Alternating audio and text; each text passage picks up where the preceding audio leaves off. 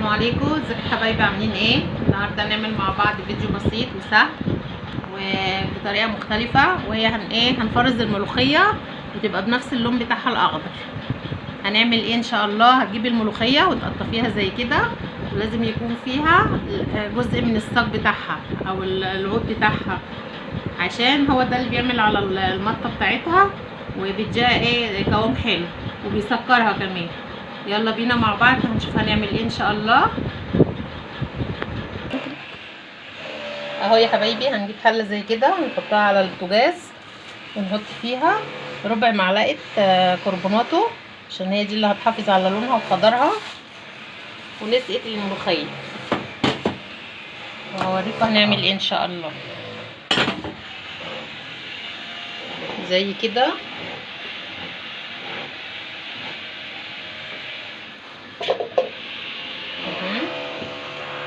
بسم الله الرحمن الرحيم. كل الكميه كلها هتحطيها مره واحده.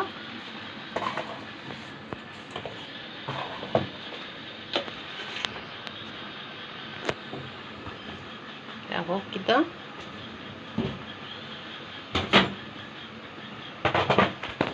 وهتنزليها كده بالمقصوصه. بصوا لونها اختلف ازاي، بصوا حبايبي شكلها ولونها اخضر ازاي من الذره الصغيره بتاعت الكربوناتو دي.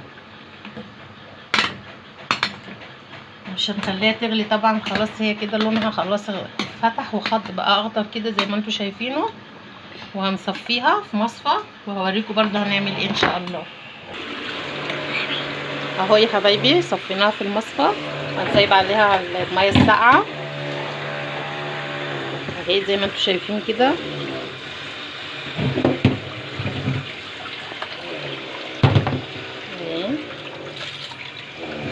وبعد كده هنحطها في الخلاط وهنضرب ايه جزء وهوريكم هعمل ايه ان شاء الله.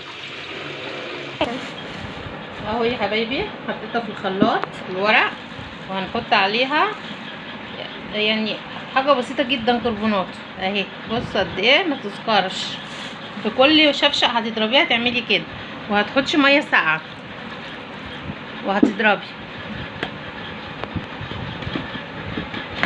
بسم الله الرحمن الرحيم.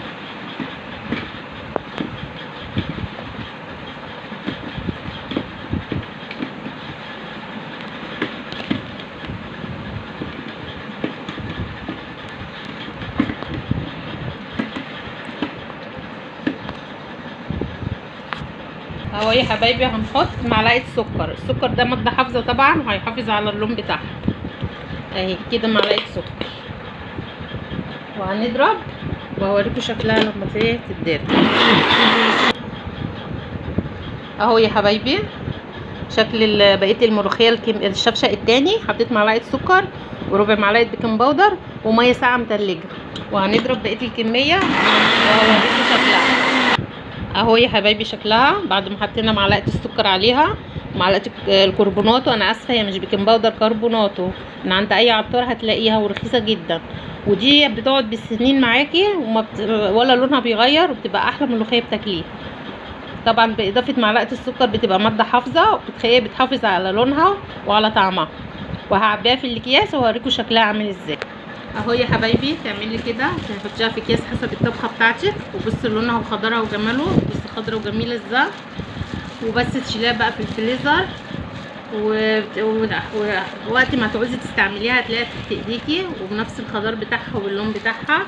وانا معتمده الطريقه دي من سنين، واحلى طريقه لحفظ الملوخيه بتحتفظ بلونها. واذا كان عجبكم الفيديو ما تنسوش الاشتراك واللايك الجميل بتاعكم. والسلام عليكم ورحمه الله وبركاته.